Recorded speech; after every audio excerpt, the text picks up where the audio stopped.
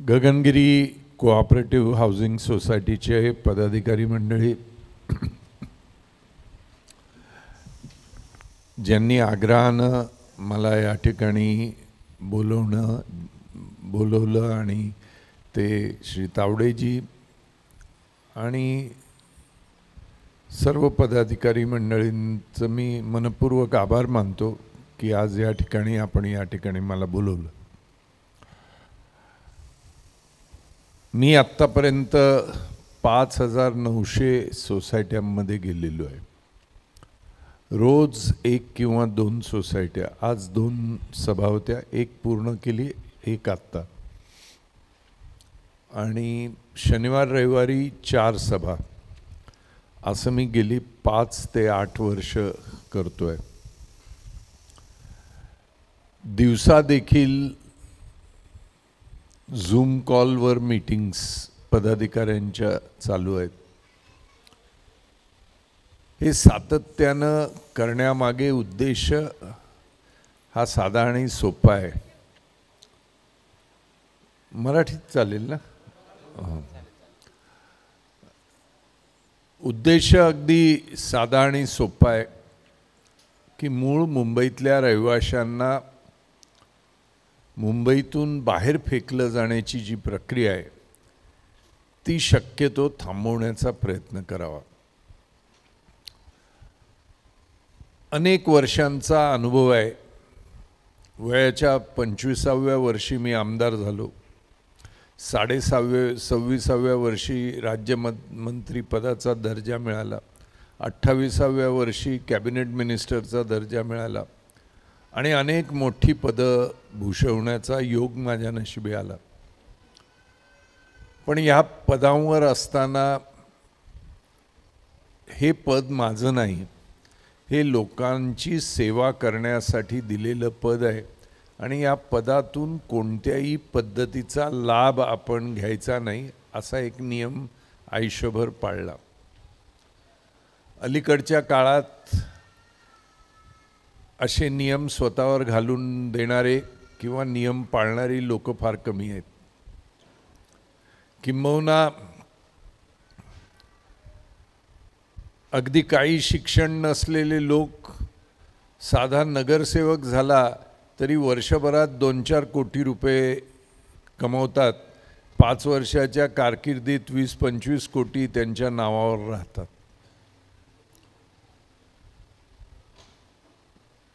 राजकारणात आलं, कोणतं पद जरी नसलं, नगरसेवक पद, आमदार पद, तरीही पैसे कसे कमवावे हे राजकीय पुढाऱ्यांना चांगलं माहीत. मी काही दिवस राजकारणात होतो, मोठी पदं भूषवली. पण राजकारणात भ्रष्टाचार न करणाऱ्या माणसाला स्थान देत नाहीत आणि सर्व राजकीय पुढारी म्हणून त्याला त्रास कसा देता येईल याच्या बाबतीत त्यांचं एकमत असतं. म्हणजे ते एकमेकांशी भांडणार, पण एखादा प्रामाणिक माणूस आला की आधी सगळ्यांनी मिळून या प्रामाणिक माणसाला ठेचा आणि नंतर आपलं करू. कारण निवडणुकीत पुढारी घोषणेतच आपल्याला सांगत असतात, आपल्याला फक्त त्या घोषणेचा अर्थ कळत नाही. काय घोषणा देतात निवडणुकीत पुढारी? येऊन येणार कोण, आमच्याशिवाय आहेच कोण. तुम्हाला वाटतं हे पुढारी यांच्या पक्षाविषयी देतात, पण प्रत्येक पक्षाचा पुढारी हीच घोषणा देतो. याचा अर्थ काय? हे सगळे मिळून तुम्हाला सांगत असतात, अरे येऊन येणार कोण, आमच्याशिवाय आहेच कोण. मी येईन, नाहीतर तो येईल, नाहीतर तो येईल, नाहीतर तो येईल. कोणी आला तर तुझी लूट अटळ आहे, त्यामुळे येऊन येणार कोण, आमच्याशिवाय आहेच कोण. म्हणजे तू लुटला जाणार आहेस, तुझं काय खरं नाही. पण ते आता मग दगडापेक्षा वीट मऊ की विटेपेक्षा दगड मऊ याच्या प्रमाणे मत द्या, पण शेवटी येऊन येणार कोण असं काही पुढारी, सगळेच पुढारी आपल्याला सांगतात, पण त्याचा खरा अर्थ आपल्याला कळत नाही. त्यामुळे बिल्डर आणि पुढारी यांच्यामधलं अंतर फार कमी झालेलं आहे. आधीच्या काळात बिल्डर निवडणुकीच्या वेळेला पुढाऱ्यांना पैसे देत असत. नंतर पुढाऱ्यांच्या लक्षात आलं की या बिल्डरकडून आपण प्रत्येक वेळेला भीक कशी मागायची, म्हणून त्यांनी बिल्डरांच्या कंपनीमध्ये पुढाऱ्यांची हिस्सा व्हायला लागला. हळूहळू पुढाऱ्यांचा हिस्सा इतका वाढला की पुढारीच जवळपास बिल्डरांच्या कंपनीचे मालक झाले. मग पुढारीच बिल्डर झाले. मग बिल्डर म्हणाले की आमच्या पोटावर लात आली हो, हे नवीन बिल्डर झालेत पुढारी, त्यामुळे बिल्डर पुढारी झाले. आता बिल्डर पुढारी झालेले आहेत, बिल्डर पालकमंत्रीसुद्धा होतात. आणि अशा पद्धतीनं शहराची वाट लावण्याचं काम ही सगळी मंडळी करत असतात. मी का बोलतोय असं, इतकं उद्विग्न मनानं आपल्यासमोर मी का बोलतोय? 5800 प्रोजेक्ट मुंबईतले पुनर्विकासाचे रखडलेले आहेत.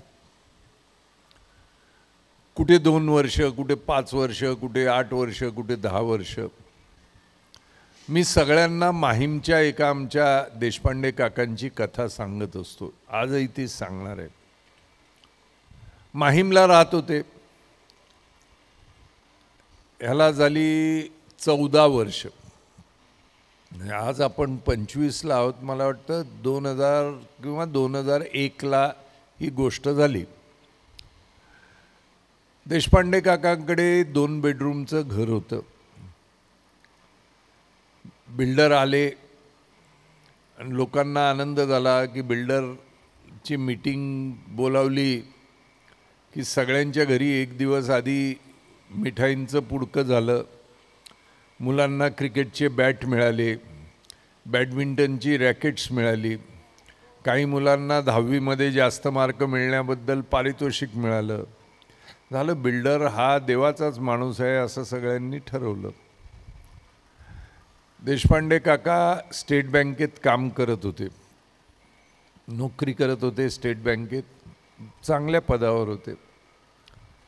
तर लोकांनी सांगितलं, देशपांडे काका तुम्ही बँकेत आहात तर किती भाडं मिळावं आपल्याला? तर देशपांडे काकांनी आजूबाजूला बघून सांगितलं की बाबा 2 बेडरूम हॉल किचनच्याला 50,000 तरी किमान भाडं द्यावं. त्यावेळेला 15 वर्षापूर्वी माहीमला 50,000चा रेट भाड्याचा चालला होता. बिल्डरने फाईल टेबलावर आपटली, सांगितलं तुम हमारे से 50,000 रुपया मांगताय. मग देशपांडे काका घाबरले, म्हणले थोड़ा कम दे दो साहब. बिल्डर म्हणाले मैं कौन हूँ मालूम है? मैं बॉम्बे का सबसे बड़ा बिल्डर हूँ. तुम मेरी बेइज्जती करेगा अगर मैं 50,000 रुपया तुमको दूंगा तो. अगर तुमने 70,000 से कम मांगा तो मेरी इज्जत चले जाएगी. मैं 70,000 तुमको दूंगा भाड़ा. देशपांडे काकांना वाटलं वा वा वा, देवच पावला. किती नवसानंतर हा बिल्डर मिळाला. 50,000 रुपये घाबरून मागणाऱ्या माणसाला 70,000 रुपयाचं भाडं द्यायला देणारा असा कोण देवानेच पाठवलेला बिल्डर असेल. 1 वर्षाचं भाडं आधीच दिलं बिल्डरनी. सगळे खुश, फटाके वाजले. बिल्डर करता फुलांचा सडा घातला, त्याचा सत्कार केला. देशपांडे काकांनी मला सांगितलं की बाबा आता आमचा प्रश्न सुटला. म्हटलं बरं आहे, आनंद आहे, तुमचं काम झालं. वर्षभरानंतर देशपांडे काका मला भेटायला आले. म्हटलं काय झाली का बिल्डिंग पूर्ण, थोडी तरी चालू झाली का? ते म्हणाले नाही. म्हटलं मग फाउंडेशन तरी झालं का? ते म्हणाले नाही. मग काय झालं? नाही म्हणाले आमची जुनी बिल्डिंग पाडली आहे. म्हटलं 1 वर्षामध्ये फक्त बिल्डिंग पाडण्याचं काम झालं? हो म्हणाले पाडली आहे. म्हटलं काम कधी चालू होणार? ते म्हणाले बघूया आता कामाचं काय ते. म्हटलं भाडं मिळतं का? म्हटले ते म्हणाले 1 वर्षाचं भाडं घेतलं, आता 10 वेळा त्याच्याकडे खेप टाकल्यानंतर मग 1 महिन्याचं भाडं देतो.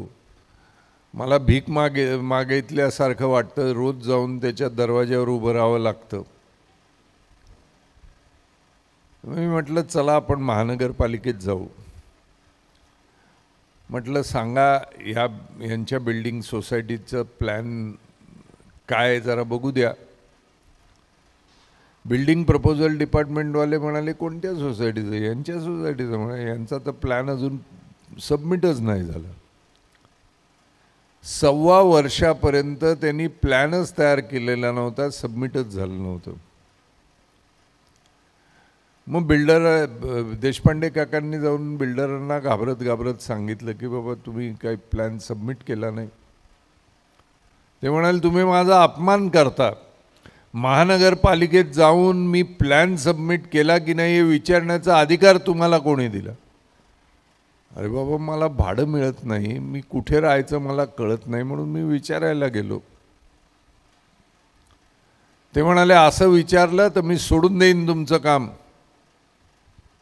तुम्हाला घर बीर अजिबात काय मिळणार नाही. देशपांडे काका म्हणाले नाही नाही असं नाही, लोकांचं चुकलं असेल, मी माफी मागतो. थोडे 70,000च्या ठिकाणी कमी दिलं तर हरकत नाही, भाडं द्या. भाडं काही मिळेल ना. 5 महिने थांबल्यावर देशपांडे काका म्हणाले की आता काही जमणार नाही, भाड्याशिवाय आपण 70,000च्या घरात कुठे राहणार. देशपांडे काका 40,000च्या घरात राहायला आले. बदललं त्यांनी घर, कारण स्वतःच्या खिशातून. बिल्डर देईल तेव्हा देईल, पण आज आपल्याला आपल्या खिशातून दिले पाहिजेत. बिल्डरकडून पुन्हा पैसे आले नाहीत. देशपांडे काका 40मधून 30,000च्या घरात आले. तेवढ्यात त्यांची रिटायरमेंट आली. रिटायर झाल्यावर 30,000 देखील महिन्याला भाडं देणं त्यांना परवडलं नाही. आज 14 वर्ष झाली माहीमची ती इमारत अजूनही बांधली गेलेली नाही, कोणालाही भाडं मिळालेलं नाही. आणि देशपांडे काका माहीमच्या कोळीवाड्यात एका कोळ्याच्या झोपड्यात पहिल्या मजल्यावर राहतात आणि हातात टंबरेल घेऊन कॉमन टॉयलेटमध्ये रोज सकाळी उभे राहतात. ही एक केस नाही. मुंबईमध्ये 5,800 प्रोजेक्ट्स असे अडकलेले आहेत. भांडूपचंच मी पाहिलं, भांडूपमध्येच 122 प्रोजेक्ट अडकलेले आहेत. आणि हे अडकलेल्या प्रोजेक्टमध्ये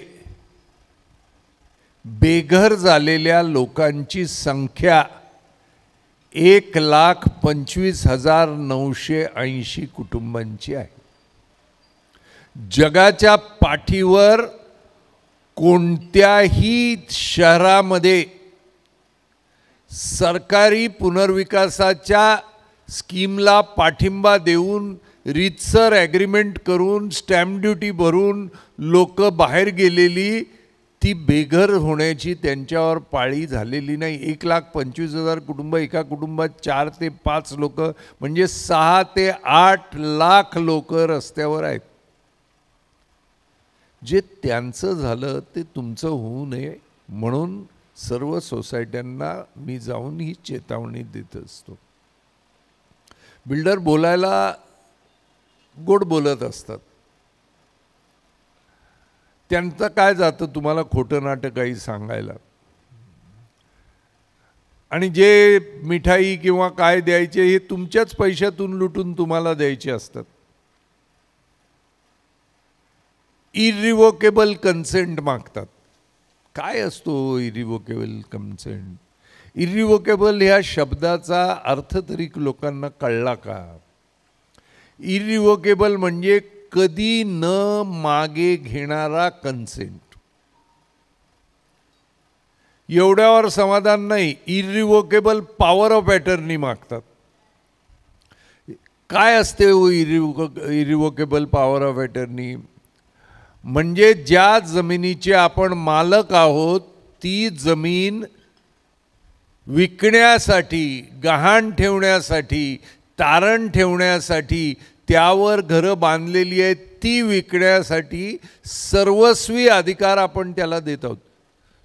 जो माणूस आपल्या ओळखीचा नाही, ज्याला आपण कधी पाहिला नाही, जो पहिल्यांदाच येऊन आपल्याला बिल्डर म्हणून आपल्या समोर उभा राहिलेला आहे, त्याला आपण आयुष्याची कमाई करून विकत घेतलेल्या घराची सर्व जबाबदारी ते विकण्याची देखील अधिकार देतो आणि इरिव्होकेबल देतोय. म्हणजे कधी मी ही पॉवर ऑफ अटर्नी परत घेणार नाही अशी पॉवर ऑफ अटर्नी देतोय.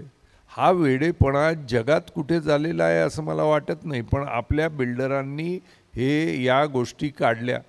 हिम्मत असेल तर कलकत्त्यात जाऊन इरिव्होकेबल पॉवर ऑफ अटर्नी मारावी. मार नाही बसला दुसऱ्या दिवशी त्याला तर. मद्रासमध्येही होत नाही, फक्त महाराष्ट्रात हे का होतो? कारण आपण थंड माणसं आहोत. ठेविले अनंते तैसेची राहावे. म्हणजे जे येईल आलिया भोगासी असावे सादर. जे सगळ्यांचं होईल ते माझं होईल. कशाला मी भानगडी करायच्या? सगळे सयाजीराव, मी पण सयाजीराव, सया करून मोकळे झाले. पण त्या सयामुळे काय आपली वाट लागते हे अनेकांना कळत नाही. हे आपलं दुर्दैव आहे. आणि म्हणून 6 लाख लोक रस्त्यावर आलेली आहेत. सरकारकडे गेलं तर सरकार म्हणतं तुमची गृहनिर्माण संस्था ही खाजगी संस्था आहे. बिल्डरची कंपनी ही एक खाजगी कंपनी आहे. 2 खाजगी संस्था म्हणजे सोसायटी आणि बिल्डर यांच्यामध्ये झालेला करार त्यापैकी एकाने मोडला तर ते सिव्हिल मॅटर होतं. तुम्ही सिव्हिल सूट करा आणि त्याचा निकाल घेऊन या. सिव्हिल सूट म्हणजे 25 वर्षाची फुरसत. सया करणारा एकही माणूस सिव्हिल सूट संपेपर्यंत जिवंत राहत नाही. हे मुंबईमध्ये सर्वत्र झालेलं आहे. भांडूपमध्ये झालं आहे, मुलुंडमध्ये झालं आहे, कन्नमवार नगर विक्रोळीमध्ये झालं आहे, कांजूरमार्गमध्ये झालं आहे, सर्व ठिकाणी झालेलं आहे. हे सोडू द्या. जिथे बिल्डरनी घरं दिली 5800 मध्ये दिलीच नाहीत घरं. जिथे घरं दिली तिथे देखील 80% लोक घरं विकून गेलेली आहे. हे मी म्हणत नाही, हे विधानसभेमध्ये दिलेलं मंत्र्याचं उत्तर सांगते. याचा काय अर्थ होतो की आपण ज्या ठिकाणी राहतो त्या ठिकाणून आपल्याला परांगदा करण्यासाठी पुनर्विकासाचं एक गोंडस कारण आपल्याला दिलं आहे. जी जागा आपल्या मालकीची त्या जागेतून आपल्याला बेघर करण्याचं हे कारस्थान आहे. मुंबई बाहेर हा मूळचा मुंबईचा रहिवासी हा मुंबई बाहेर कसा फेकला जाईल याचं कारस्थान बिल्डर करतायत आणि त्या कारस्थानाला आपण बळी पडतोय. तर मग यातून काही मार्ग आहे का? सरकारने हातवर केले. रेरा नावाचा कायदा केला. रेरा कशासाठी? तर प्रोटेक्शन देण्यासाठी कंझ्युमरला. आपल्यापैकी किती लोकांना माहिती आहे की रेरा कायदा हा गगनगिरी सोसायटी आणि इतर कोणत्याही सोसायटीच्या सभासदांना लागू नाही. म्हणजे तुम्ही बिल्डरांनी तुमच्याशी करार करून तुम्हाला जर रस्त्यावर आणले आणि तुम्ही त्या रेरामध्ये गेलात तर ते म्हणतील तुम्ही आमच्याकडे येऊ शकत नाही कारण तुमच्याकरता हा कायदाच नाही. मग कोणाकरता हा कायदा केला? जे 5 कोटी 4 कोटी 3 कोटी देऊन बिल्डरकडून फ्लॅट विकत घेतात त्यांनी आणि बिल्डरनी केलेल्या करारातला एखादा मुद्दा बिल्डरनी पाळला नाही तर त्यांना रेराकडे जाण्याचा अधिकार आपल्याला नाही. मूळ रहिवासी तो जमिनीचा मालक आहे त्याला रेरा नाही. पण बाहेरचा माणूस या जागेवर 3 कोटी देऊन घर घेऊ इच्छितो, त्याला रेरा प्रोटेक्शन देणार. उपरा माणूस इथे राहायला येणार त्याला रेरा प्रोटेक्शन देणार. मूळ माणूस जो इथे आहे त्याला प्रोटेक्शन देणार नाही. 97.9% मुंबईच्या लोकांना रेरामध्ये प्रोटेक्शन नाही. मग काय करतोय काय आपण? गप्प राहा, शांत राहा. जोपर्यंत घर आहे तोपर्यंत आहे, नंतर फेकून दिल्यावर मग बघू, गावाला जाऊ. या प्रकारातून आपल्याला बाहेर यायला पाहिजे की नाही, म्हणून आम्ही काही तज्ज्ञांनी बसून वेगळा काही मार्ग आहे का याच्याकरता विचार केला. कोण होते हे तज्ज्ञ? IIT मुंबईचे प्रमुख पदाधिकारी, मुंबई विद्यापीठाचे डिपार्टमेंट ऑफ इकॉनॉमिक्सचे पदाधिकारी, डिपार्टमेंट ऑफ हिस्ट्रीचे पदाधिकारी, डिपार्टमेंट ऑफ सिविक्सचे पदाधिकारी, डिपार्टमेंट ऑफ लॉचे पदाधिकारी, सर जे स्कूल ऑफ आर्किटेक्चर जिथून मी आर्किटेक्चरची पदवी घेतली त्याचे प्राध्यापक, कमला रहेजा कॉलेज ऑफ आर्किटेक्चरचे प्राध्यापक, VJTIचे प्राध्यापक, SP कॉलेज ऑफ इंजिनिअरिंगचे प्राध्यापक, Kamala Niketan college of social वर्कचे प्राध्यापक, महाराष्ट्र कॉलेज ऑफ सोशल वर्कचे प्राध्यापक, हे आम्ही सगळे 2 दिवस बसलो की ही मुंबईची चाललेली लूट ही कशी थांबवावी आणि ह्यातून स्वयंविकास हा एक मार्ग बाहेर निघाला. आणि स्वयंविकासाच्या मार्गावर का लोक जात नाहीत, बिल्डरकडे का जातात? कारण लोकांच्या मनामध्ये अनेक प्रकारचे गैरसमज असतात. आपल्या राज्यामध्ये एखाद्या माणसाला तुला कळत नाही हे सांगण्या इतका मोठा गुन्हा मर्डर देखील नाही. अहो तुम्हाला हे कळत नाही, मला कळत नाही म्हणून सांगता माझे काय उगाच पिकले काय सफेद झाले. म्हणजे 4 चोपड्या शिकलं की सगळ्या गोष्टी आपल्याला कळतात असं आपल्याला वाटतं.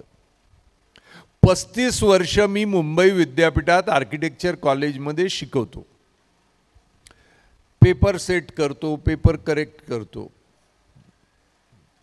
मास्टर्स डिग्रीला मी शिकवतो. पण मी जर KEM हॉस्पिटलमध्ये जाऊन प्राध्यापक रवी बापटांना ऑपरेशन कसं करायचं यावर बोलायला लागलो तर ते म्हणतील, प्रभूसाहेब तुम्हाला हे कळत नाही हो, तुम्हाला जे कळतं त्याच्यावर बोला ना. त्यामुळे सगळ्या गोष्टी सगळ्यांना कळत नाही हो. बिल्डिंगीच्या बाबतीत काही विचारा मी उत्तर देऊ शकतो, पण ऑपरेशन कसं करायचं यावर मी कसं बोलणार? त्यामुळे आपण शिकलो, ग्रॅज्युएट झालो किंवा आपला अनुभव आहे म्हणजे या बिल्डिंगीच्या संदर्भात सगळं कळलं असं नसतं. पण तुम्हाला काय कळत नाही असं कुणी जर आपल्याला सांगितलं तर आपल्याला खूप वाईट वाटतं की मला कळत नाही बोलले, 4 चौघांसमोर बोलले. त्यामुळे मी व्याख्यान देताना नेहमी म्हणतो की बाबा तुम्हाला सगळं कळतं बंधूंनो, माझं वय 65च्या जवळपास झालंय, त्यामुळे मला जे कळतं ते मी विसरू नये म्हणून तुमच्यासमोर हे मांडतोय.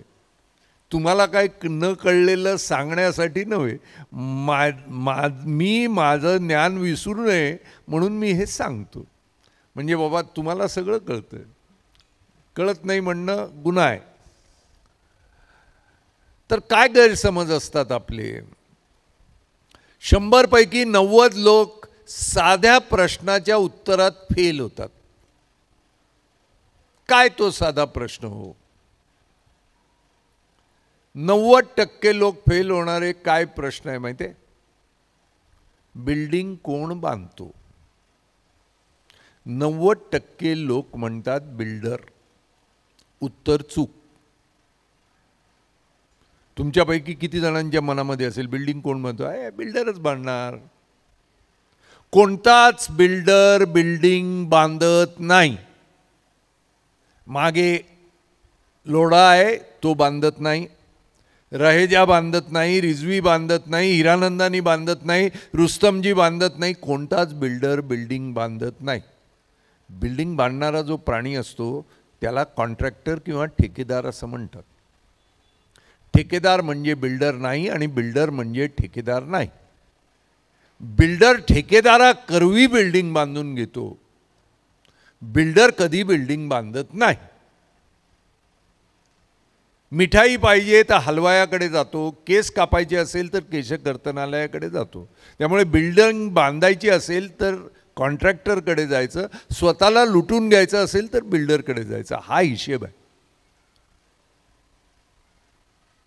हा झाला एक गैरसमज. दुसरा गैरसमज असा की पुनर्विकासाच्या योजनेमध्ये, रिडेव्हलपमेंटमध्ये पैसे कोण काढतं? 90% लोक उत्तर देतात बिल्डर काढतो. कोणताच उत्तर चूक. कोणताच बिल्डर स्वतःच्या खिशातून पैसे काढत नाही.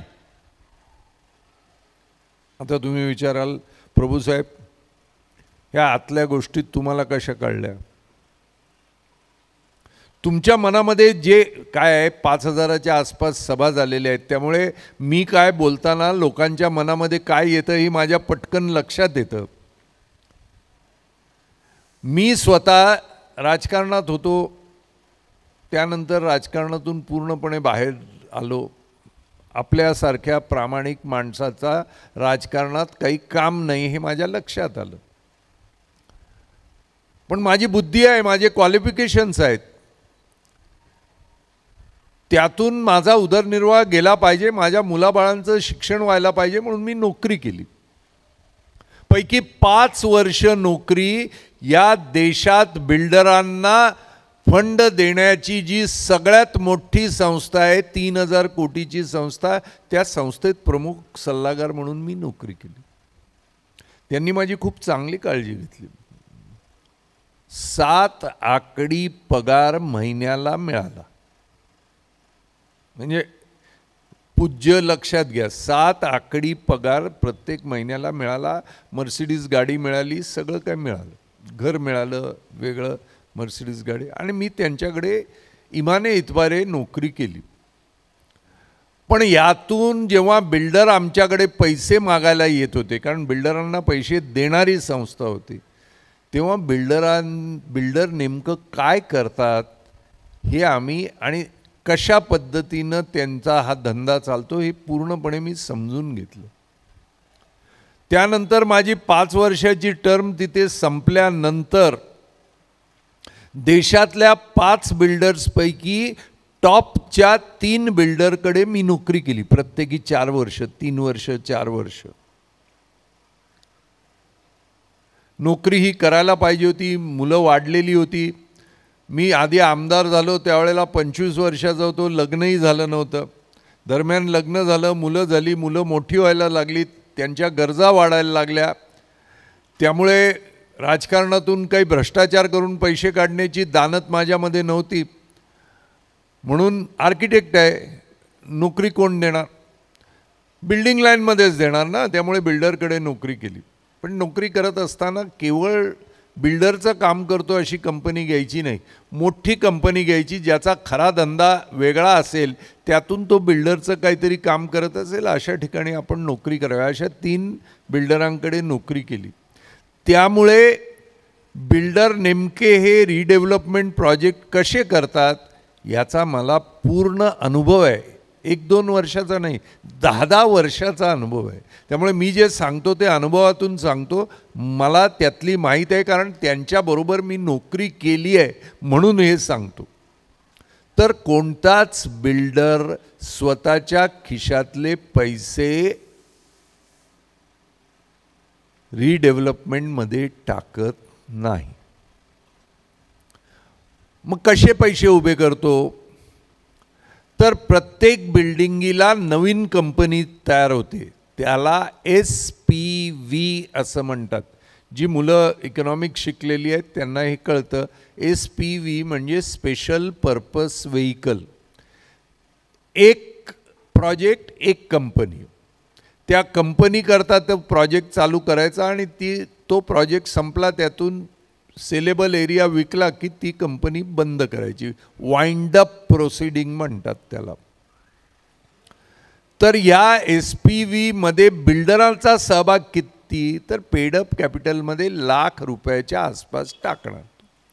बाकी काय तर आपल्याकडून घेतलेले कन्सेंट जे आहेत ते बाजारात तारण ठेवून बाजारातून पैसे उचलणार प्रोजेक्टसाठी. स्वतःचे पैसे टाटा देखील लावत नाही. तर बाजारातून पैसे घेऊन लावायचे, म्हणजे उद्या न जाणो प्रोजेक्ट फेल गेला तर पैसे लावणाऱ्यांचे पैसे गेले, बिल्डरचं काही वाकडं होत नाही. तर मग हे पैसे त्या प्रोजेक्टमध्ये कोण टाकतात, बिल्डरांना पैसे कुठून मिळतात, तर अनेक मार्गाने पैसे मिळतात. कोणते आहेत ते मार्ग? HNI, हाय नेटवर्थ इंडिव्हिज्युअल, म्हणजे ज्याला आपण मनी लेंडर म्हणतो, ते बिल्डरकडे पैसे गुंतवणूक करतात. अल्ट्रा HNI म्हणजे कोण? ज्याला आपण इन्व्हेस्टर, ग्रुप ऑफ इन्व्हेस्टर म्हणतो, ते बिल्डरकडे पैसे गुंतवतात. आणखी कोणाकडून बिल्डरना पैसे मिळतात, म्हणजे या SPV मध्ये ते गुंतवतात स्वतःचे पैसे.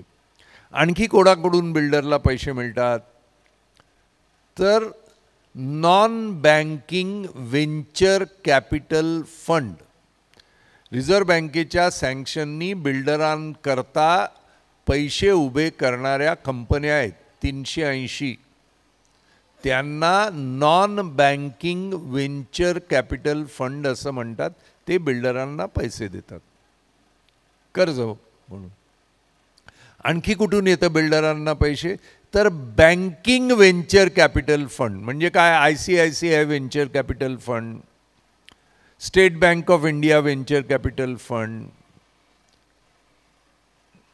असे Deutsche bank venture capital fund, standard chartered venture capital fund. प्रत्येक बँकेला बिल्डरांना फंडिंग करण्यासाठी व्हेंचर कॅपिटल फंड असतं. आपण भरलेल्या म्युच्युअल फंडमधून, त्या व्हेंचर कॅपिटल फंडमधून ते म्युच्युअल फंडवाले गुंतवणूक करतात आणि ती गुंतवणूक बिल्डरच्या ह्याच्यातून लावून आपल्या म्युच्युअल फंडात मग त्यातले काय पैसे वगैरे येतील न येतील हा प्रश्न येतो. आणखी कुठून बिल्डरांना पैसे मिळतात? NBFC, non banking finance company. म्हणजे कोण आहेत हे कंपनी, तर इंडिया बुल, इंडिया इन्फोलाईन, ही नावं ऐकलेली असतील आपल्यापैकी काही लोकांनी. हे नॉन बँकिंग फायनान्स कंपनी हे बिल्डरांना पैसे देतात. आणखी कुठून बिल्डरांना पैसे येतात? Foreign FII, foreign institutional investor म्हणजे कोण, तर परदेशामध्ये सीनियर सिटीजनची संख्या मोठी, म्हणजे अमेरिकेत, इंग्लंडमध्ये, युरोपमध्ये म्हणजे फ्रान्समध्ये, जर्मनीमध्ये प्रत्येक माणूस रिटायर झाल्यानंतर त्याला गव्हर्नमेंट पेन्शन देतं. त्यांचे पैसे हे पेन्शन फंडमध्ये असतात, म्हणजे ते नोकरी करत असताना त्याच्यात ते गुंतवणूक करतात आणि नंतर नोकरी संपल्यानंतर त्यांना पेन्शन मिळतं. खाजगी कंपनीत काम करत असला तरीही सरकार त्यांना पेन्शन देतं. या पेन्शन फंड्स हा जो एकत्र आणलेला असतो त्याचं उत्पन्न कुठून येतं, तर विकसनशील देश म्हणजे भारतासारख्या देशातल्या मध्यमवर्गीय लोकांच्या गृहनिर्माण प्रकल्पाला कर्ज देण्याची त्यांना मुभा असते. म्हणजे हे पैसे आपल्या प्रोजेक्टमध्ये ते गुंतवू शकतात. बिल्डर त्यांच्याकडून कर्ज घेतं, 2% 2.5% व्याजानं हे पैसे मिळतात. FII, फॉरेन इन्स्टिट्यूशनल इन्व्हेस्टरकडून. म्हणजे तुमच्यामधले जे इकॉनॉमिक्स शिकलेले आहेत किंवा CA शिकलेले आहेत यांना हे शब्द सगळे माहीत आहेत. आणखी कुठून पैसे येतात? FDI, फॉरेन डायरेक्ट इन्व्हेस्टमेंट म्हणजे नेमकं काय, तर आपली मुलं परदेशात असतात, अनेकांची मुलं परदेशात आहेत, त्यांनी तिथल्या त्यांच्या बँकेतून कर्ज घ्यायचे डॉलरमध्ये आणि त्यांना सांगायचं की मी माझा जिथे जन्म झाला त्या बिल्डिंगीचा पुनर्विकास होतोय, तुम्ही कर्ज द्या, मी ते भारतात पाठवेन आणि बिल्डिंग बांधल्यानंतर फ्लॅट विकल्यानंतर जे कर्ज परत मिळेल व्याजासह ते तुम्हाला मी परत करीन. याला फॉरेन डायरेक्ट इन्व्हेस्टमेंट असं म्हणतात. हे देखील 2% 2.5% व्याजानं कर्ज मिळतं. या सर्व मार्गाने बिल्डर पैसे मिळवतो. आणि शेवटचा मार्ग बिल्डरचा म्हणजे IPO. IPO म्हणजे काय, तर बिल्डर स्वतःच्या कंपनीचे शेअर बाजारात विकायला काढतो. आणि आपण वेड्यासारखं, म्हणजे लहानपणी मला आठवतं, माझ्या लहानपणी गणपतीत प्रसादासाठी आम्ही लाईनीत उभं राहून भांडण करून ते प्रसाद ओढून घेत असू, तसं IPO आला बिल्डरचा की प्रत्येकजण त्याच्यात गुंतवणूक करण्याकरता इतकी तारांबळ उडून त्याच्यात पैसे टाकतात जणू काय लॉटरीच कुठे मिळालेली असते. आणि हे पैसे आपण त्याच्या शेअरमध्ये गुंतवणूक करतो, त्याच्यावर तो आपल्याला व्याज देत नाही, काही देत नाही आणि आयता पैसा त्याला वापरायला आपण देतो. का, तर कधीतरी 10 वर्षानंतर त्याच्या शेअरची किंमत वाढेल आणि कधीतरी मला ते पैसे मिळतील. कोकणात आमची एक म्हण आहे बरं का, कोकणात असं म्हणतात की बैल चाललो मागून लांडगो बघता, या आंबो कधी पडणार आणि मी कधी खाणार. तो आंबो कधी पडायचो नाही आणि याला कधी तो मिळायचो नाही. असे हे IPO. ह्यातून बिल्डरांना आपण पैसे देतो, त्याला व्याज तो देत नाही आणि वर्षानुवर्ष आपले पैसे व्याजाशिवाय वापरतो. म्हणजे अशा सर्व प्रकारे बिल्डर पैसे उभे करतात. स्वतःच्या खिशातले टाकत नाही, त्याच्याकडे पैसे नाही म्हणून नाही, पण धंदा हा दुसऱ्याच्या पैशातून करायचा असतो. बुडला तर तो बुडणार, आपण नाही बुडायचा. हे पैसेवाल्यांचं नेहमीचं हे असतं. भारतामध्ये 14 लाख कोटी आज बँकांनी माफ केले. कोणाचे केले हो, कोणत्या गरीब माणसाचे केले? 250 कुटुंबांचे 14 लाख कोटी माफ झाले. विजय मल्ल्या, नीरव मोदी यांचे माफ होतात. सामान्य माणूस एका मोटरसायकलसाठी 40,000चं कर्ज घेतलं तर तो बँकवाला येऊन ती एक हप्ता भरला नाही तरी ती मोटरसायकल घेऊन जातो. पण या मोठ्यांच्या मागे कधी जात नाही.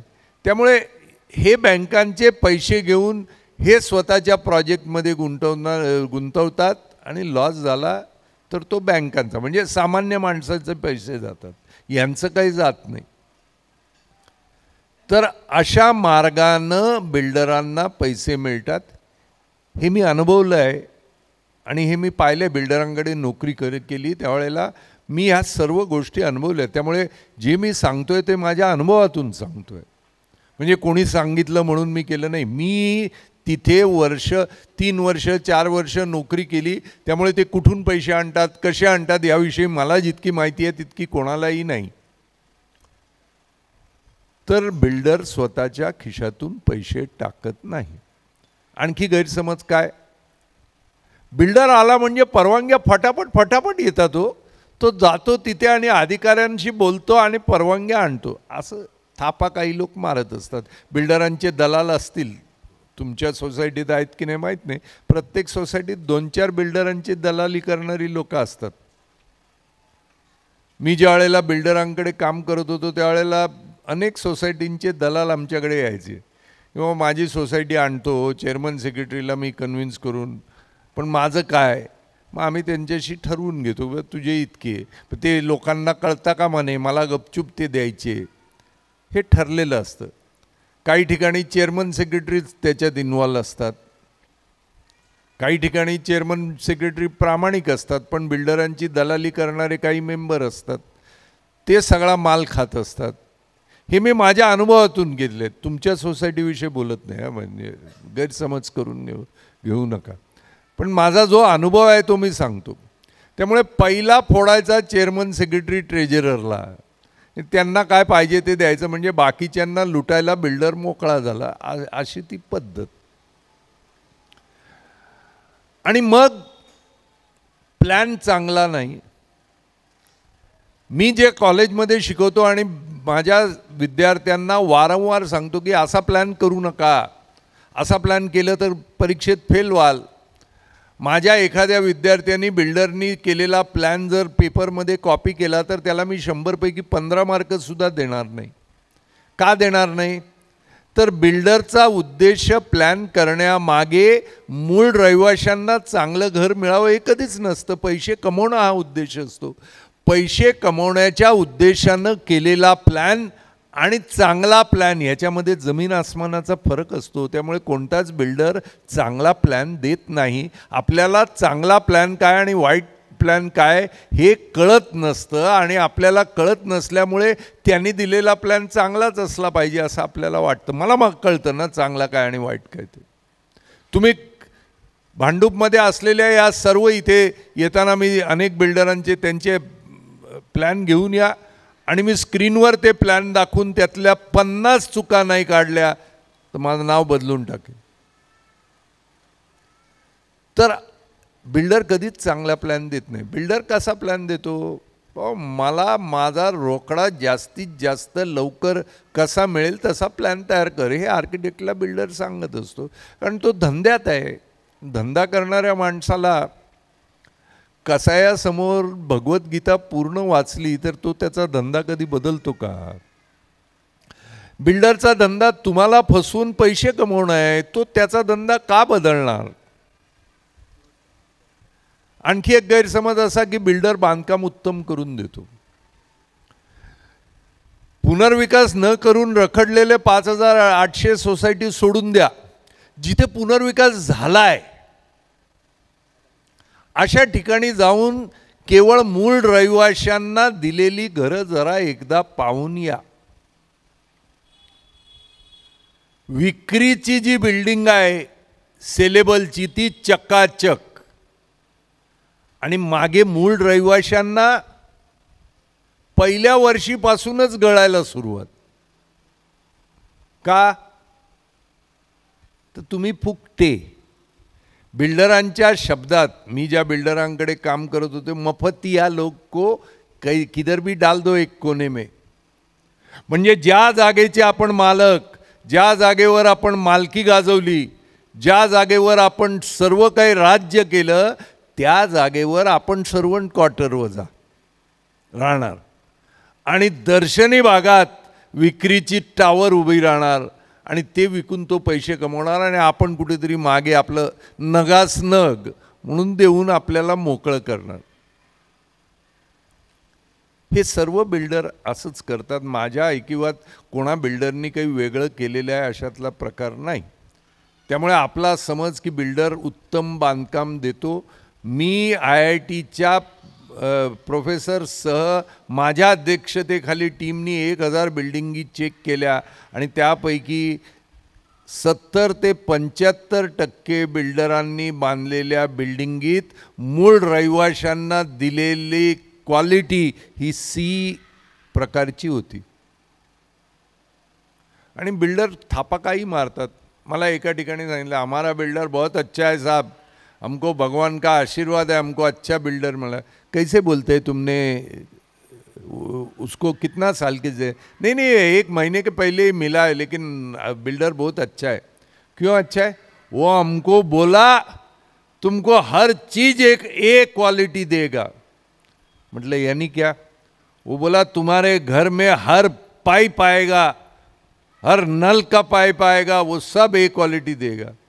आता त्या बिचाऱ्याला माहीत नाही की पाईप विकत घेताना A क्वालिटी कोणीच विकत घेत नाही, कारण सगळ्यात स्वस्त आणि सगळ्यात वाईट पाईप हे A क्वालिटीचे असतात. C क्वालिटीचे पाईप सगळ्यात चांगले असतात. हे त्याला कुठे माहीत? हे मला माहीत. पण A क्वालिटीचे पाईप देणारा आम्हाला, म्हणजे फटाके वाजवा, लाडू वाचा, पेढे वाटा, अशी आपली ते फसवणूक करत असतात. म्हणजे बिल्डर उत्तम बांधकाम करतो हा गैरसमज डोक्यातून काढून टाकावा. आणि शेवटचा गैरसमज म्हणजे बिल्डर दिलेल्या वेळेवर बांधकाम देईल हो आपल्याला. माझ्या माहितीत मी आज 40 वर्ष या लाईनमध्ये एखाद्या बिल्डरनी सांगितलेल्या दिवशी चाव्या दिल्या हे माझ्या माहितीत तरी एकही नाही. अगदी चांगल्यातला चांगला बिल्डर असेल तो वर्ष 2 वर्ष लेट करून चाव्या देईल. मध्यम असेल तो 4-5 वर्षांनी देईल आणि बाकीचे रखडवणार 10 वर्ष 15 वर्ष. ही मुंबईची जी अवस्था आहे, तुम्हाला घरातून बेघर होऊ नये असं मला वाटते. त्यामुळे मी तुम्हाला या खड्ड्यात जाऊ नका हे सांगण्यासाठी आलो आहे. या उपर तुम्हाला खड्ड्यात जाण्याची हौस असेल आणि इच्छा असेल तर जरूर जा. तुमची जमीन, तुमचं घर आणि तुमचाच खड्डा आणि तुम्हीच पडणार, माझं काय जातंय. पण जे इतरांचं झालं ते तुमचं होऊ नये असं वाटत असेल तर बिल्डराच्या नादाला लागू नका. मग पर्याय काय? तर पर्याय हा स्वयंविकास. बिल्डर आर्किटेक्टकडून प्लॅन तयार करून घेतो, स्वयंविकासात आपण आर्किटेक्टकडून प्लॅन तयार करून घेतो. फरक इतकाच की बिल्डर म्हणतो मला जास्तीत जास्त पैसे कमवण्यासाठी प्लॅन तयार कर. आपला प्लॅन हा आपण पाहिजे तसा तयार करून घेतो. बिल्डर कॉन्ट्रॅक्टरकडून बांधकाम करून घेतो, त्याला सांगतो बाबा ये इतने पैसे में करो, माल कैसा वापरने का है, वो जो खराब माल है वो मफतिया लोगों के घर में बनाओ और जो बेचने का है उधर थोड़ा चकाचक करो. आपण कॉन्ट्रॅक्टरला नेमतो त्यावेळेला आपण सांगतो की विक्रीचा असो किंवा याचा असो क्वालिटी एकच असली पाहिजे. बिल्डर फ्लॅट विकतो त्यावेळेला कोणाला विकेल याची काय खात्री. आपला शेजारी आपल्याच ठिकाणी दाऊद इब्राहिम राहायला आला की काय आला याचा आपल्यावर नाही. त्याला जास्तीत जास्त पैसे जो देईल त्याला तो विकणार. कोणाला विकणार याच्यावर त्याचा कंट्रोल नाही आणि आपला तर नाहीच नाही. स्वयंविकासात आपण कोणाला फ्लॅट विकणार हे ठरवण्याचा अधिकार आपल्या जनरल बॉडीला आहे. एखादा चुकीचं करत असेल तर त्याला फ्लॅट विकू नये हे सांगण्याचा अधिकार आपल्याकडे आहे. त्यामुळे पात्र तीच, पण त्यांना दिलेले आदेश बिल्डरनी दिलेले वेगळे आणि आपण दिलेले वेगळे. त्यामुळे स्वयंविकास हा बिल्डराच्या विकासापेक्षा निश्चित श्रेष्ठ आहे. आता तुम्ही विचाराल की स्वयंविकासाचे काही उदाहरणं आहेत का, तुम्ही केलेत का?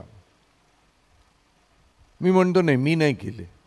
स्वयंविकास केलेल्या सोसायटी आहेत, मी केवळ मार्गदर्शन केलं. त्यामुळे मी या सोसायट्या केल्या असं मी कधी म्हणत नाही.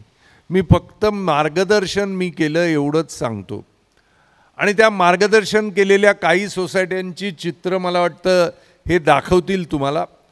पण तुम्हाला मी केवळ 2 किंवा 3 उदाहरणं देतो, नाही तर रात्रभर आपल्याला इथे बसायला लागेल चर्चा करत. तुम्हाला भूक लागलेली आहे हे माझ्या लक्षात आलं.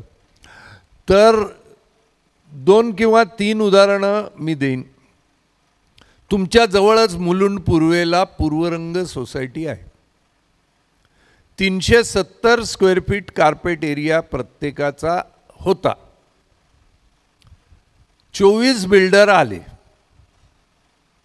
कोण 400 देऊ केले, कोणी 425 देऊ केले, कोण 450 देऊ केले, कोणी 550 देऊ केले, एकाने 500 देऊ केले. कार्यकर्त्यांनी फटाके लावले, घरामध्ये पेढे वाटले की झालं आपलं काम. 500 फूट मिळाले म्हणजे काय, आणखी काय व्हाया. काही लोक माझ्याकडे आले. मी म्हटलं तो तुमची फसवणूक करतोय. ते म्हणाले आम्हाला पटवा कशी फसवणूक होते. मी जाऊन असा मीटिंगमध्ये बसलो. तुमची जशी मीटिंग चालू झाली 7च्या आसपास तशीच त्याची चालू झाली. मीटिंग 2:30 वाजेपर्यंत चालली. कोणी हल्लं नाही तिथून. शेवटी सँडविच मागवले मीटिंगमध्ये सगळ्यांना खायला, पण ते म्हणाले नाही यांना प्रश्न विचारून भडीमार करूया. 2:30 वाजता ते म्हणाले आत्ता पटलं. बिल्डिंग तुटली. संस्थेने सगळ्या लोकांना स्वयंविकासातून भाडी दिली. 1.5 वर्षामध्ये बिल्डिंग बांधली गेली. 36 मजल्याची बिल्डिंग आज उभी आहे. मूळ 350 square feet, builder 500 square feet द्यायला निघाला होता. ज्यांनी माझे लेख लोकसत्तेत आणि महाराष्ट्र टाइम्समध्ये वाचले त्यांनी या प्रश्नाचं उत्तर देऊ नये, कारण पेपर फुटला आहे म्हणाल, किंवा माझे व्हिडिओ ज्यांनी पाहिले असतील त्यांनी उत्तर देऊ नये. पण ज्यांनी पाहिलेले नाहीत त्यांनी उत्तर द्यावं की 370 फूट मूळ जागा बिल्डरनी 500 देऊ केले. स्वयंविकासात आत्ता बिल्डिंग झालेली आहे, लोक राहायला आलेली आहेत. किती मिळायला पाहिजे एरिया? ज्यांनी माझा व्हिडिओ पाहिला आहे ते उत्तर देऊ नका, बाकीच्यांपैकी सांगा जरा. बिल्डरनी 500 देऊ केले, मूळ 370. स्वयंविकास झालेला आहे, बिल्डिंग बांधल्या गेलेल्या आहेत, लोक राहायला आलेली आहेत नवीन बिल्डिंगीत. किती एरिया मिळायला पाहिजे हो? अंदाज कोण बांधेल? काहीतरी बोली लावा. 700, 800च्या आसपास. आणखी कोण आहे का? काकांना मोठं घर पाहिजे. 800च्या आसपास सांगितलं ना काका, तुमच्या तोंडात साखर पडो. 1150 स्क्वेअर फीट त्यांना मिळालेले आहेत. हे मी खोटं सांगतो का खरं सांगतो? तुम्ही मुलुंडला जाऊ शकता ना, मुलुंड पूर्वेला पूर्वरंग सोसायटी मिठागर रोडला आहे, जाऊन बघा. हां, दाखवली ना, हे बघा. तसंच चेंबूरला चित्रा सोसायटी, मूळ जागा 380, बिल्डरनी 525 देऊ केले. JCB भरून फुलं आणली बिल्डरवर वर्षाव करायला. मी म्हटलं तुमची फसवणूक होते. माझं ऐकलं, आज त्यांची बिल्डिंग तयार झाली. त्यांना चाव्या देण्याचे हा प्रसंग आहे. काही 6-7 महिन्यापूर्वी त्यांना चाव्या दिलेल्या आहेत आणि ते कृष्णकांत कदम तिथले प्रमुख आणि ते बच्चू कडू आमदार ते बघायला आले की बाबा काय चंद्रशेखर प्रभू एवढे जादू करतोय म्हणून. तर त्यांना घेऊन आलो होतो आणि ते बाजूला आहेत ते कृष्णकांत कदम तिथले सेक्रेटरी, चेंबूरला टिळकनगर स्टेशनच्या बाहेर. त्यांना काय मिळालं आहे सांगू? 1250 स्क्वेअर फीट कार्पेट एरिया आणि दर महिन्याला 40,000 रुपये कॉर्पस मधून पेन्शन प्रत्येक मेंबरला. टाळ्या वाजवा, पण विचार करा, हे तुमचंही होऊ शकतं. त्यांनी काही जादू केली नाही. त्यांच्या जमिनीमध्ये सोनं होतं, ते मग फक्त मी त्यांना दाखवून दिलं. इथे सोनं आहे, हे कोणाला लुटून द्यायला लावू नका. दर महिन्याला 40,000 रुपये उत्पन्न, पेन्शन कायमची.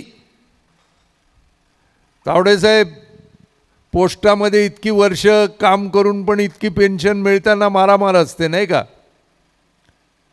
किती वर्ष नोकरी करायला लागते 40,000 रुपये पेन्शन करायला? किमान 30-35 वर्ष. इथे काही न करताना तुम्हाला इतके पेन्शन मिळतं. 1-2 वर्ष थोडीशी झळ सोसायला लागते, थोडीशी मेहनत घ्यावी लागते, पण हे मिळू शकतं. असे 20 प्रोजेक्ट्स पूर्ण झालेले आहेत आणि 40 प्रोजेक्ट्स विविध स्तरावर आहे. कुठे 8 मजले झालेत, कुठे 10 मजले झालेत, कुठे 20. परवाच विलेपार्लेला एक 400 फुटाची जागा होती, आता 1400 मिळाले आहेत. सिद्धार्थनगर पत्राचाळ माहिती आहे का? पत्राचाळ सगळ्यांनाच माहिती आहे ना. त्या पत्राचाळीत बिल्डरकडे जाऊन काय झालं हे पेपरात तुम्ही वाचलं असेल. त्या पत्राचाळीच्या बिल्डरकडे न जाणारी 350 लोक होती. म्हणजे ते बिल्डरला सह्या दिल्या नाहीत, ते त्यांच्या घरातच राहिले. 350 फुटाची घरं त्यांची, फक्त बैठी पत्रावर पत्रा असणारी 350 फुटाची घरं. त्यांनी स्वयंविकासाचा निर्णय घेतला. आज त्यांचा प्लॅन तयार झाला. अजून बिल्डिंग बांधली गेलेली नाही, पण प्लॅन तयार झाला. किती मिळणार त्यांना प्रत्येकी? 1880 स्क्वेअर फीट 2 बेडरूमचे 3 फ्लॅट प्रत्येकांना मिळणार. सिद्धार्थनगर पत्रा चाळ. संदीप पाटील त्यांचे चेअरमन आहेत, जाऊन भेटा. हे हवेत नाही मी सांगत. निवडणुकीत काहीतरी आश्वासनं द्यायची आणि मतं घेऊन जायचं, मग 5 वर्ष तोंड दाखवायची नाही. जे झालेलं आहे ते मी दाखवतोय तुम्हाला. त्याचे फोटो दाखवलेत. हे बघा, त्या सिनियर बाई आहेत, त्यांना चाव्या दिल्या. हे शेजारी अध्यक्ष आहेत. अशा पद्धतीनं सक्सेसफुल रिडेव्हलपमेंट प्रोजेक्ट चित्रा सोसायटी. असे मी 20 प्रोजेक्टची उदाहरणं देईन. 2-3चे झाले.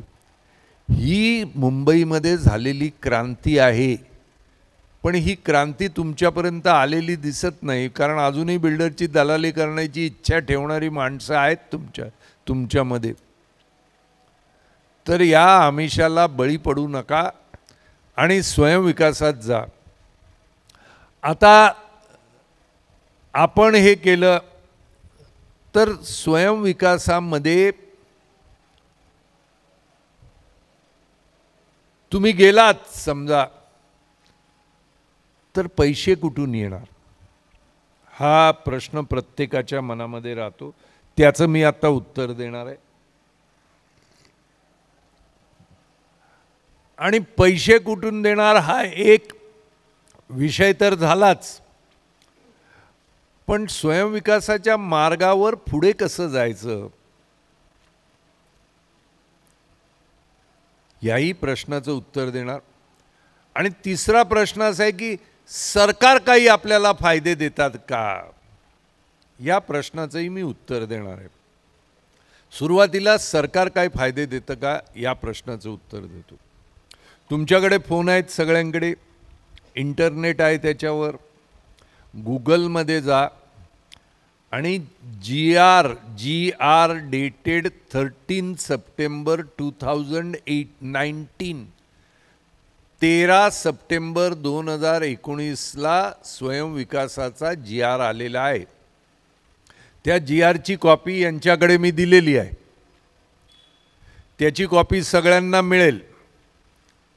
पण तुम्ही तुमच्या इंटरनेटमधून मी जे सांगतोय ते बरोबर आहे की नाही ते चेक करावं म्हणून मी तुम्हाला हे दिलेले. GRची कॉपी आहे ना तुमच्याकडे, सगळ्यांना ती पाठवा. काय म्हणतो तो GR? जे बिल्डरांना मिळत नाही ते स्वयंविकासाला काय काय मिळतं हे गव्हर्नमेंटने सांगितलेलं आहे. हे कधी आलं? 13 सप्टेंबर 2019. आपण आता कोणत्या इसवी सणात आहोत? 2025. म्हणजे किती वर्ष झाली हो? 6 वर्ष झाली. तुमच्यापैकी किती लोकांना माहीत होतं की हा GR आहे म्हणून? का नाही माहीत? कारण पुढाऱ्यांनी सांगितलंच नाही. कारण सांगितलं तर तुम्ही बिल्डरकडे जाणार नाही, तुम्हाला फायदे आहेत म्हणून. 6 वर्ष तुम्हाला हा कायदा झाला हे सांगितलं नाही. आता काय आहे त्या कायद्यामध्ये ते लक्षात घ्या. नंबर 1, एक खिडकी योजना. म्हणजे तुम्ही म्हणाल की आम्ही मध्यम वर्गाची माणसं, आम्ही प्लॅन अप्रूव्हल कसा घेणार? तर गव्हर्नमेंटनी एक IAS अधिकारी नेमलेला आहे. आपली सगळी कागदपत्र जाऊन त्याच्याकडे द्यायची. मग 40 टेबल असतील किंवा 50 टेबल असतील तो जाईल. 6 महिन्यामध्ये सर्व परवानग्या घेऊन आपल्याला तो आणून देणार. आपल्याला कुठे धावपळ करण्याची गरज नाही. तो फक्त आपल्याला काही कागदपत्रांची त्रुटी असेल तर सांगणार हे कागदपत्र घेऊन या. 6 महिन्यात जर परमिशन मिळाली नाही तर डीम्ड कन्व्हेन्स प्रमाणे डीम्ड अप्रूव्हल, आपल्याला कुठेच जाण्याची गरज नाही. मुद्दा 1. मुद्दे 20 आहेत. मी 2-4च मुद्दे सांगून थांबतो. मुद्दा क्रमांक 2, बिल्डरला जितका FSI मिळतो त्याच्यापेक्षा 10% अधिक FSI तुम्हाला मिळणार. मुद्दा क्रमांक 3, बिल्डरकडे गेलो आणि बिल्डरनी समजा 50 फूट अधिक दिले तर त्या 50 फुटाच्या बाजारभावावर तुम्हाला स्टॅम्प ड्युटी भरावी लागणार. स्वयंविकासात तुम्हाला 1000 फूट जरी अधिक मिळाले तरी स्टॅम्प ड्युटी फक्त 1000 रुपये. त्या 1000 फुटाची किंमत 2 कोटी जरी असेल तरी तुम्ही स्टॅम्प ड्युटी किती भरायची? 1000 रुपये. नंबर 4, तुम्ही जर इमारत बांधण्यासाठी कर्ज घेतलं तर ते कर्जाच्या व्याजाची परतफेड करत असताना 4% व्याज गव्हर्नमेंट भरणार. नंबर 5,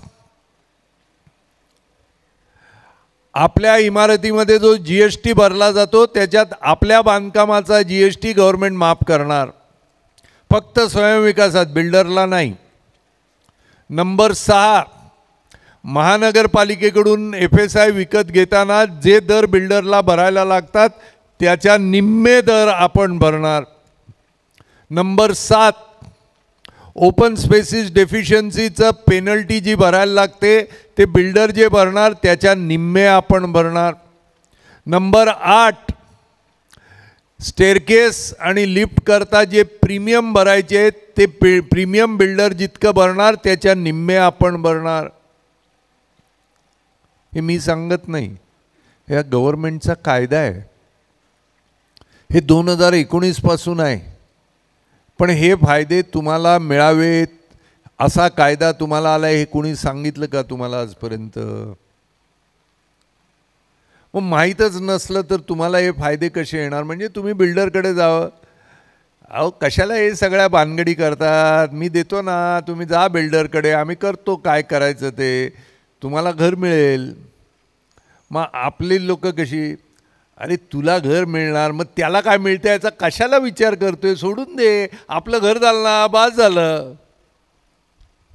याच्यातच आपण फसतो.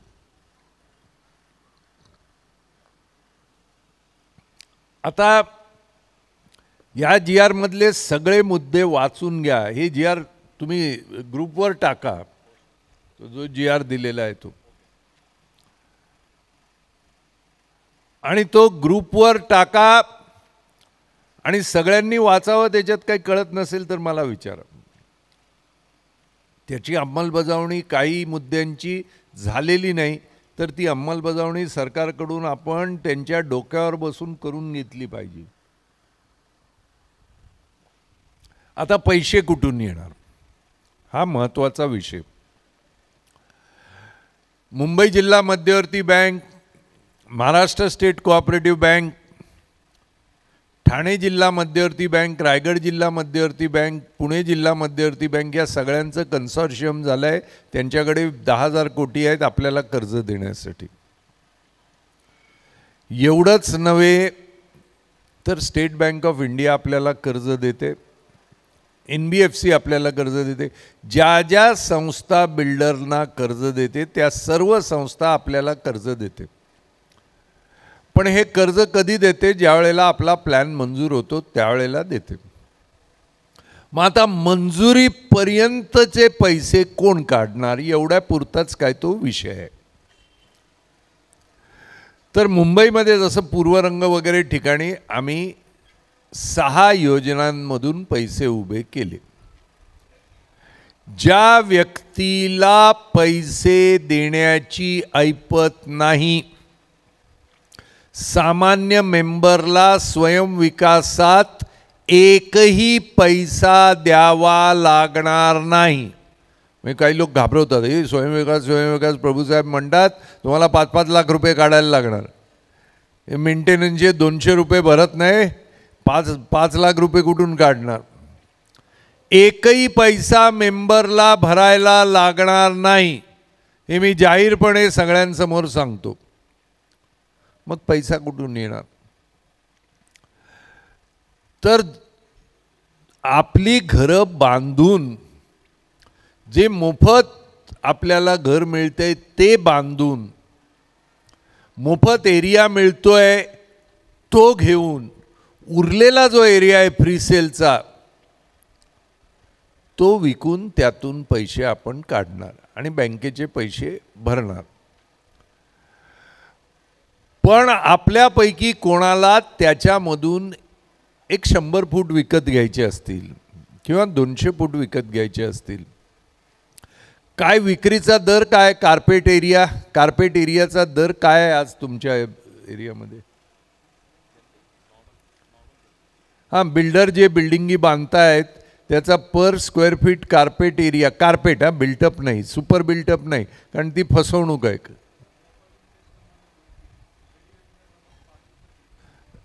रेडी रेकनर प्रमाणे 20 आहे, पण ॲक्च्युअल किती आहे?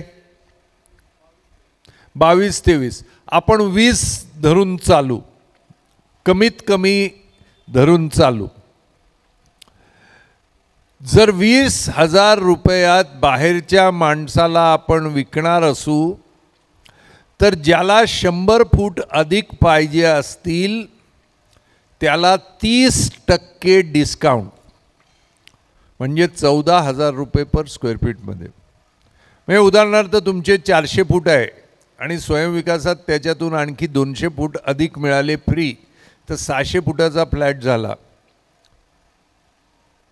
पण तुम्हाला 2 मुलं आहेत, माझ्यानंतर काय, तर 100 फूट जर मी विकत घेतलं तर 700 होतात, म्हणजे 350-350चे 2 फ्लॅट माझ्यानंतर माझ्या 2 मुलांना इंडिपेंडेंट राहण्यासाठी तुम्हाला जर व्यवस्था करायची असेल आणि 100 फूट विकत घ्यायचं असेल तर 14 लाखात 100 फूट मिळेल. आज मिळतो का 14 लाखात 100 फूट या एरियामध्ये?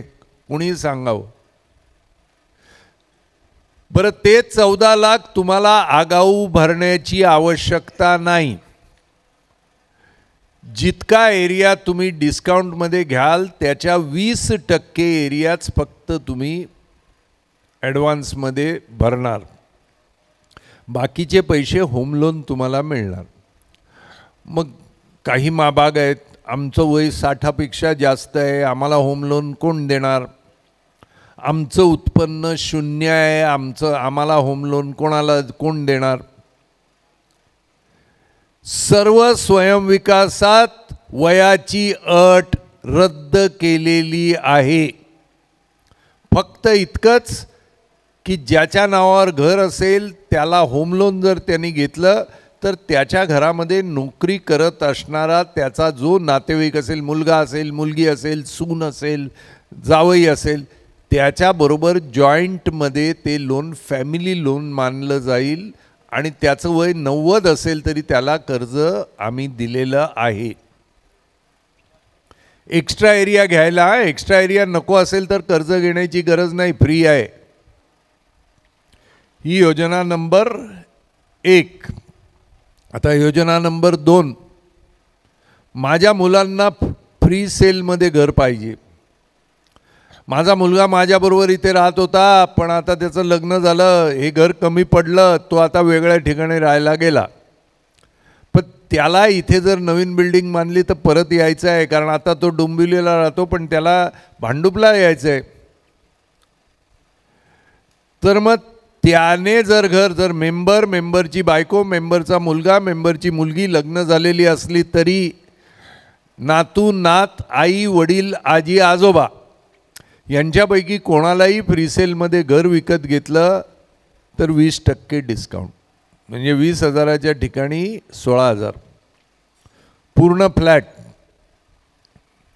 स्कीम नंबर 3, मेंबरचे भाऊ बहीण, मेंबरचे सासू सासरे, मेवणा मेवणी, त्यांची मुलं आणि नातवंड यांच्यापैकी कोणाला जर फ्लॅट विकत घ्यायचा असेल तर 15% डिस्काउंट. स्कीम नंबर 4, चुलत भाऊ, मावस भाऊ, मामे भाऊ, आते भाऊ,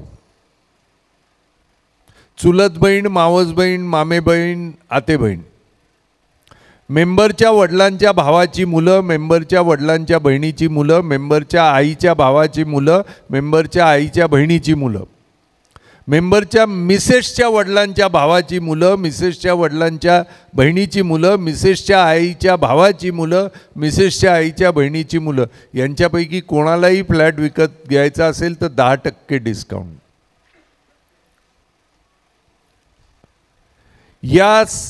हे झाले 4 योजना. आता 5वी योजना लक्षात घ्या. 5वी स्कीम नंबर 5, माझा वाढदिवस 9 तारखेला येतो, मला 9 आकडा शुभ आहे, मला 9व्या मजल्यावर घर पाहिजे. कोण म्हणेल मला 11 आकडा शुभ आहे, मला 11व्या मजल्यावर घर पाहिजे. मला लॉटरीत जायचं नाही, पण मला समोरच्या बाजूच्या बिल्डिंगमध्ये घर पाहिजे. ज्यांना असा चॉईस करायचा असेल, कोण म्हणेल मला माझ्या गुरुजींना वास्तूप्रमाणे माझं किचन पूर्वेला बघणारं पाहिजे, त्यातून मला लॉटरी मिळणार आहे. ठीक आहे, तुम्हाला पाहिजे तो फ्लॅट तुम्ही सिलेक्ट करा, पण तुम्हाला जर लॉटरीत न जाताना फ्लॅट सिलेक्ट करण्याची इच्छा असेल तर 5 लाख रुपये कर्ज सोसायटीला तुम्हाला दिलं पाहिजे. कारण तुम्ही लॉटरीत न जाताना स्पेसिफिक मजला किंवा स्पेसिफिक फ्लॅटचा चॉईस देता, तो चॉईस मिळेल. तुमच्याकडून दान नको, ते कर्ज तुम्हाला व्याजासह परत मिळणार. पण आधी तुम्ही कर्ज दिलं सुरुवातीला प्लॅन मंजूर करण्याकरता, याच्या मोबदल्यात तुम्हाला तो चॉईस देण्याची सोय आहे. अंधेरीला वगैरे हे 5 लाखाचे 10 लाख घेतात, दादरला वगैरे हे 20 लाख घेतात. ज्यांनी त्यांनी आपले किती पैसे ॲडव्हान्स घ्यावे हे ज्यांनी त्यांनी त्या सोसायटीने ठरवावे. पण कमीत कमी 5 लाख तरी त्यांनी दिले पाहिजे, म्हणजे लॉटरीमध्ये न जाताना स्वतःला पाहिजे तो फ्लॅट, त्या मजल्याचा फ्लॅट जर पाहिजे असेल तर तो घेण्यासाठी. ही 5वी योजना. 6वी आणि अखेरची योजना. या सर्व 1 ते 5 योजनांमध्ये सगळे फ्लॅट निघून जे उरतील विक्रीला, किती मेंबर आहेत तुमचे? 100 मेंबर आहेत. तर सोल सेलिंग एजन्सी प्रत्येक मेंबरला 1 फ्लॅट विकण्याचे अधिकार. तुम्ही फेसबुकवर, इंटरनेटवर, गुगलवर, व्हॉट्सॲपवर, इंस्टाग्रामवर तुमच्या सोसायटीचा प्लॅन टाकायचा आणि ते बघून तुमच्या कुणी ओळखीच्या मित्रमंडळींनी फ्लॅट बुक केला तर त्या फ्लॅटमधून जे पैसे ते भरतील त्याच्या 2% त्यांच्याकडून दलाली ब्रोकरेज ही त्या मेंबरला मिळेल. म्हणजे फ्लॅट तयार होताना फर्निचरचा खर्च कुठून येणार, तर या 1 फ्लॅट विकल्यानं त्याच्यातून फर्निचरचा खर्च आपल्याला निघून जाईल. सगळ्यांवर सक्ती आहे का तुम्ही फ्लॅट विकलाच पाहिजे? नाही. एखादा मेंबर म्हणेल नाही रे बाबा, माझी ताकद नाही एवढा फ्लॅट बीट विकणं, मी माझे अधिकार सोडून देतो. एखादा मेंबर म्हणेल बाबा माझी ताकद आहे, मला 3 फ्लॅट विकायचे आहेत. ते सोसायटीने निर्णय घ्यावा की ज्यांनी फ्लॅट विकणार नाही म्हणून स्वतःचे अधिकार सोडलेले आहेत, ज्यांना अधिक फ्लॅट विकायची इच्छा आहे त्यांना ते द्यावे, त्यांना तेवढं ब्रोकरेज. बाहेरच्या ब्रोकरला देण्यापेक्षा आपल्या मेंबरला त्याचं ब्रोकरेज मिळावं, हाही त्याच्यातून संकल्पना. या सर्व योजनांमधून सुरुवातीला जी रक्कम 20% म्हणजे 100 फुटाच्या 20% जी रक्कम जमा होते त्यातून आपला प्लॅन मंजूर होऊ शकतो. आणि एकदा प्लॅन मंजूर झाला, 0 FSI IOD चा प्लॅन मंजूर झाला की मग आपल्याला कर्ज मिळते. आणि ते कर्ज मिळाल्याशिवाय कोणी आपलं घर सोडत नाही. आणि भाडं सोसायटीकडूनच प्रत्येक मेंबरला मिळेल. समजा आपल्यापैकी एकानेही 1 फूटही विकत घेतलं नाही, आपल्या नातेवाईकांनी 1ही फूट विकत घेतलं नाही,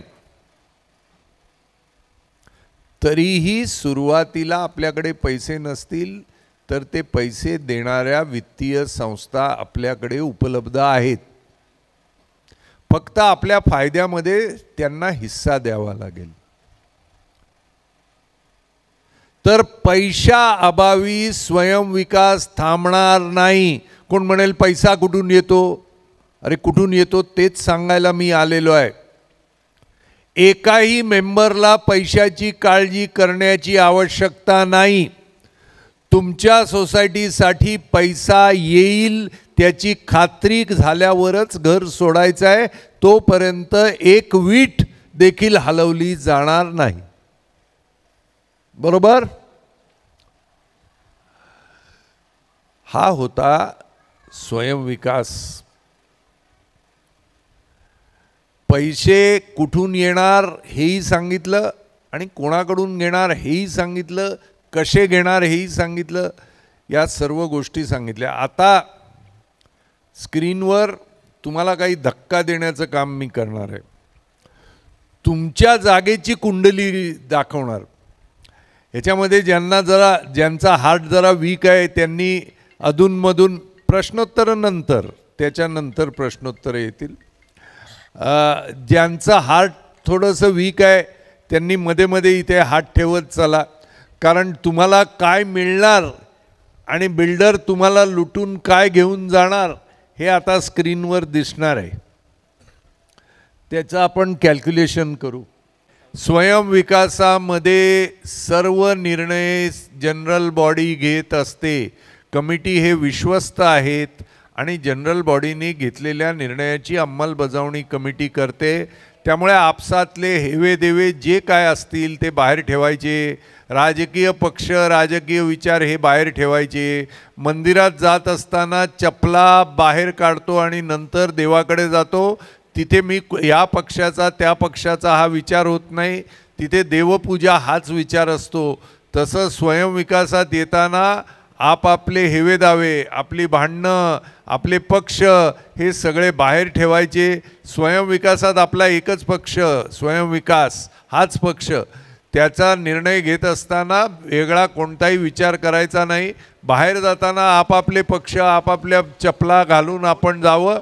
बाहेर जाऊन डोकी फोडून घ्यायचा असेल तर तो तुमचा निर्णय आहे.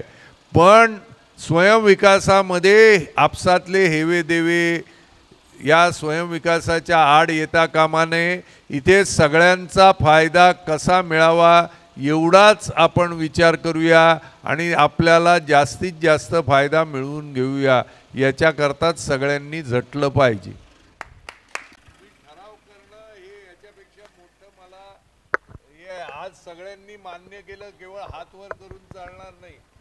ठराव घ्या, स्वयंविकास मंजूर करा आणि पुढे मार्गी लावा या सगळ्या गोष्टी. पुढच्या पिढींनी नाही तर तुम्हाला माफ करणार नाही, तुम्ही घेतलं नाही तर. Thank you very much sir. Thank you very much sir. आपण वेळात वेळ काढून आले. धन्यवाद सर आपला.